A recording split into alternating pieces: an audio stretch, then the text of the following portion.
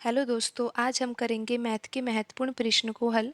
Question में दिया है कि किन्हीं दो स्टेशनों के बीच प्रथम और द्वितीय श्रेणियों के रेल किराए में 3:1 का अनुपात है।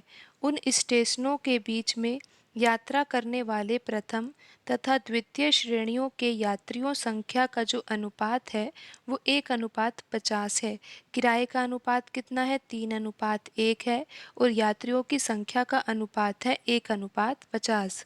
यदि किसी विशेष दिन उक्त दोनों स्टेशनों के बीच यात्रा करने वाले यात्रियों से कुल रेल किराया 1,325 रुपये प्राप्त हुआ, तो द्वितीय श्रेणी के यात्रियों से कितना रेल किराया प्राप्त हुआ?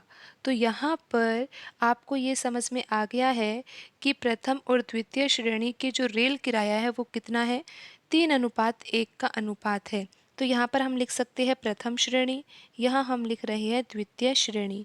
तो यहाँ पर प्रश्न में जो किराए का अनुपात दिया हुआ है प्रथम श्रेणी और द्वितीय श्रेणी का रेल किराया कितना अनुपात है? 3:1 है। तो यहाँ पर हम लिखते हैं 3 और यहाँ पर 1। आप इस तरह से समझ सकते हो कि अगर प्रथम श्रेणी का रेल किराया 3 रुपये है तो द्वितीय श्रेणी का रेल किराया 1 रुपये है। और यात्रियों की संख्या किस प्रकार से है?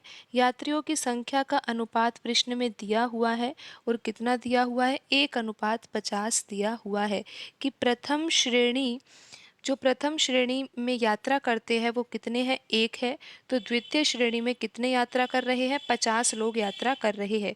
तो यहाँ पर अब हम निकाल सकते हैं कुल किराया कि यात्रियों के द्वारा कितना किराया प्राप्त होता है। तो प्रथम श्रेणी से यात्रा करने वाले लोग यहाँ पर कितने बताए हैं? 1 यूनिट बताए हैं, आप यहाँ पर 1 मान सकते हो। और किराया कितना है उनका? 3 रुपये है। तो यहाँ पर कुल किराया कितना प्राप्त होगा? 3 रुपये प्राप्त होगा। 3 का गुणा हम 1 से कर देंगे। इसी प्रकार हम द्वितीय श्रेणी के यात्रियों से प्राप्त रेल किराया निकालेंगे तो कितना आएगा? 1 रुपये तो वहाँ पर किराया है और 50 व्यक्ति है, तो यहाँ पर कितना आ जाएगा? ये 50 यूनिट किराया आ जाएगा। तो कुल किराया यहाँ पर कितना है? क्योंकि प्रश्न में यहाँ पर दिया हुआ है कि दोनों स्टेशनों के बीच में यात्रा करने वाले यात्रियों से कुल रेल किराया कितना प्राप्त हो रहा है? 1325 रुपये प्राप्त हो रहा है।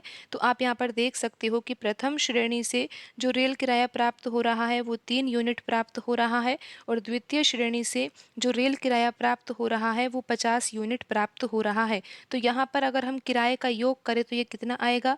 ये आएगा 53 यूनिट। और ये किसके बराबर आएगा? ये आएगा 1325 रुपये के, क्योंकि ये भी किराया है और यहाँ पर जो ये 53 यूनिट है ये भी क्या है?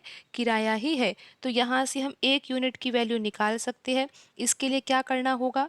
1325 में हमें 53 से भाग देना होगा और यहाँ पर अब हम भाग देते हैं तो ये कितनी बार जाएगा? ये जाएगा 25 बार। तो 1 यूनिट बराबर क्या आ गया है? 1 यूनिट बराबर है 25 रुपये। तो यहाँ पर हमें प्रश्न में ज्ञात करना है कि जो द्वितीय श्रेणी के यात्रियों से कितना रेल किराया प्राप्त हुआ। तो आपको पता है कि प्रथम श्रेणी से तो कितना किराया प्राप्त हुआ है? 3 यूनिट प्राप्त हुआ है और द्वितीय श्रेणी से कितना किराया प्राप्त हुआ है? 50 यूनिट प्राप्त हुआ है।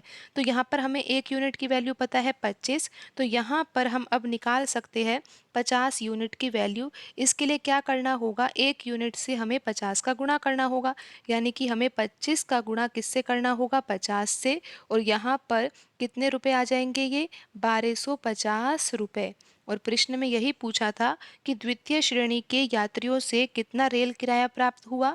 1250 रुपये प्राप्त हुआ। और यहाँ पर अगर आप प्रथम श्रेणी से निकालोगे तो आप 3 यूनिट की वैल्यू निकालोगे और ये आ जाएगी 75 रुपये। लेकिन यहाँ पर तो द्वितीय श्रेणी के यात्रियों से कितना रेल किराया प्राप्त हुआ ये पूछा है, तो आंसर होगा यहाँ पर ऑप्शन ए। आज की वीडियो में इतना ही। मिलते हैं अगली वीडियो में। धन्यवाद।